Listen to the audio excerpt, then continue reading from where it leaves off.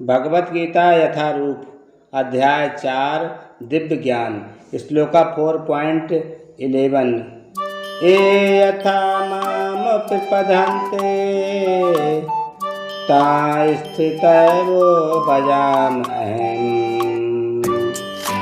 मम वर्तमानुवर्तन्ते मनुष्या पार्थो सर्वशः।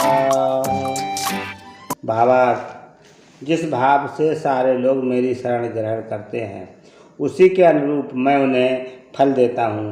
हे पार्थ, प्रत्येक व्यक्ति सभी प्रकार से मेरे पथ का अनुगमन करता है। तात्पर्य, प्रत्येक व्यक्ति कृष्ण को उनके विभिन्न स्वरूपों में खोज रहा है। भगवान श्री कृष्ण को अंशतः उनके निर्विशेष ब्रह्मा ज्योति तेज में तथा प्रत्येक वस्तु के कण कण में रहने वाले सर्वव्यापी परमात्मा के रूप में अनुभव किया जाता है, लेकिन कृष्ण का पूर्ण साक्षात्कार तो उनके शुद्ध भक्त ही कर पाते हैं। अतः फलतः कृष्ण प्रत्येक व्यक्ति की अनुभूति के विषय में हैं और इस तरह कोई भी और सभी अपनी अपनी इच्छा के अनुसार तुष्ट होते हैं।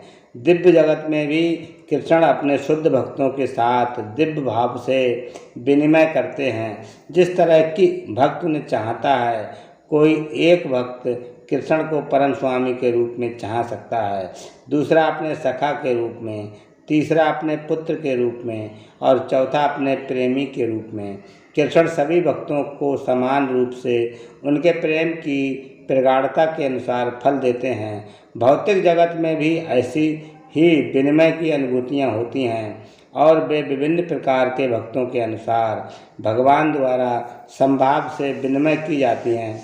शुद्ध भक्त यहाँ पर और दिव्य धाम में भी कृष्ण का सानिध्य प्राप्त करते हैं और भगवान की साकार सेवा कर सकते हैं। इस तरह वे उनकी प्रेमा भक्ति का दिव्य आनंद प्राप्त करते हैं।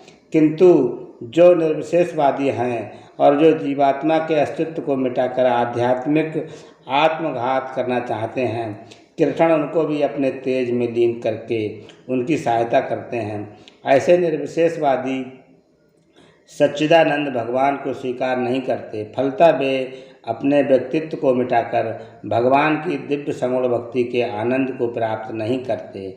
उनमें से कुछ तो निर्विशेष सत्ता में दृढ़तापूर्वक स्थित नहीं हो पाते।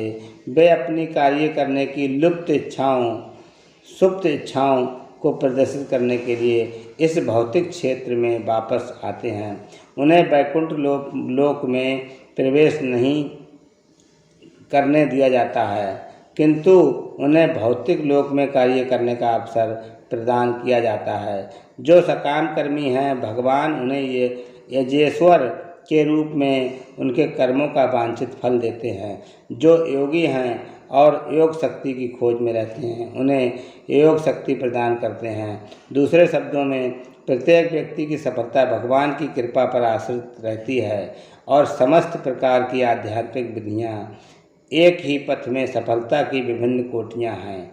अतः जब तक कोई कृष्ण भावना अमृत की सर्वोच्च सिद्धि तक नहीं पहुँच जाता, तब तक सारे प्रयास अपूर्ण रहते हैं।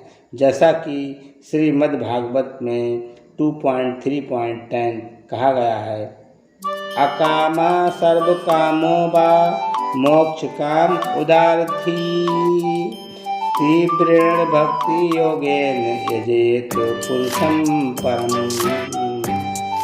मनुष्य चाहे निष्काम हो या फल का इच्छुक हो या मुक्ति का इच्छुक ही क्यों ना हो, उसे पूरे सामर्थ्य से भगवान की सेवा करनी चाहिए, जिससे उसे पूर्ण सिद्धि प्राप्त हो सके, जिसका पर्यवसान कृष्ण भावनामृत में होता है। हरे कृष्णा।